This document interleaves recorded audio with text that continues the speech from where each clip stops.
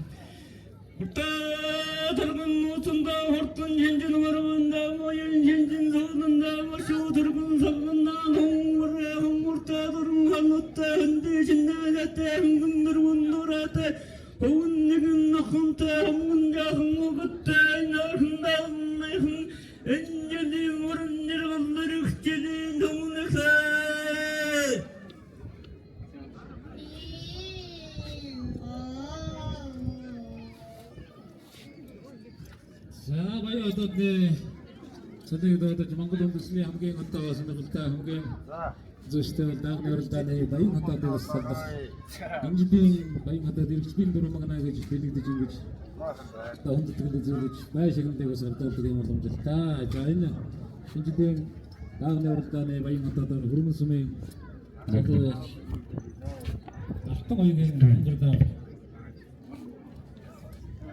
баян хотод байна.